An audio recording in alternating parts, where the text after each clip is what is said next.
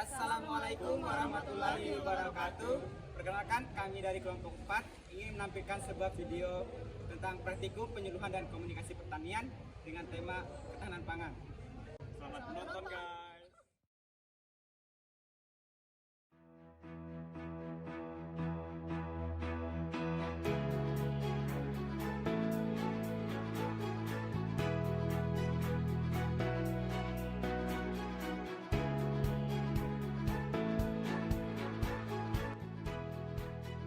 Pangan merupakan kebutuhan dasar utama bagi manusia yang harus dipenuhi setiap saat.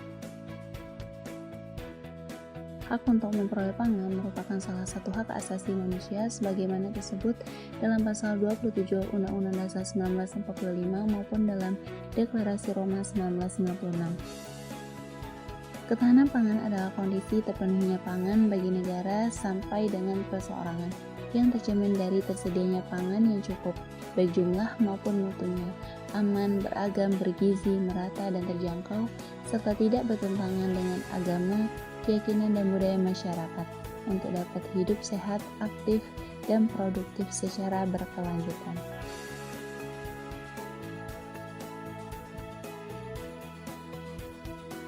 Definisi ketahanan pangan dalam Undang-Undang Nomor 18 Tahun 2012 tersebut merupakan penyempurnaan dan pengkayaan cakupan. Dari definisi dalam Undang-Undang Nomor 7 Tahun 1996 yang memasukkan perorangan dan sesuai keyakinan agama serta budaya bangsa. Ketahanan pangan kita tidak lepas dari sifat produksi komoditas itu sendiri.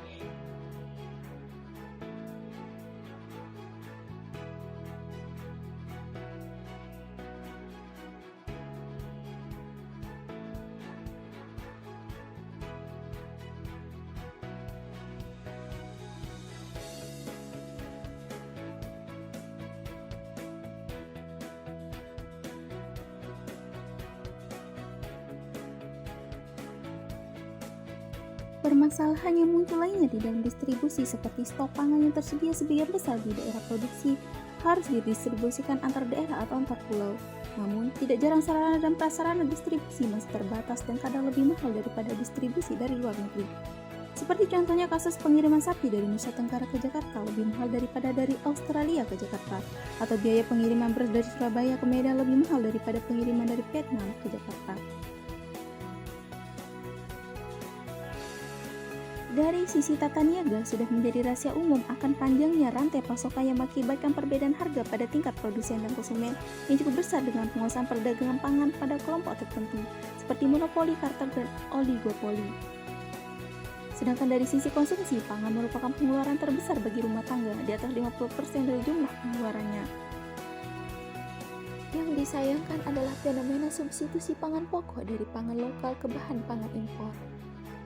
Dengan pertimbangan permasalahan pangan tersebut di atas, maka kebijaksanaan pangan nasional harus dapat mengakomodasikan dan menyeimbangkan antara aspek penawaran atau produksi dan permintaan. Pengelolaan kedua aspek tersebut harus mampu mewujudkan ketahanan pangan nasional yang tangguh menghadapi segala gejolak. Pengelolaannya harus dilakukan dengan optimal, mengingat kedua aspek tersebut dapat bertindak sejalan atau bertolak belakang.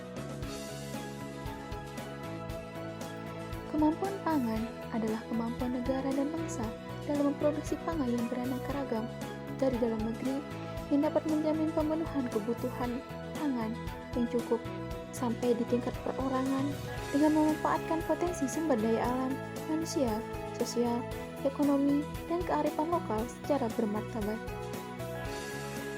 Keamanan pangan adalah kondisi dan upaya yang diperlukan untuk mencegah pangan dari kemungkinan cemaran biologis, kimia, dan benda lain yang dapat mengganggu, merugikan, dan membahayakan kesehatan manusia, serta tidak bertentangan dengan agama, keyakinan, dan budaya masyarakat, sehingga aman untuk dikonsumsi.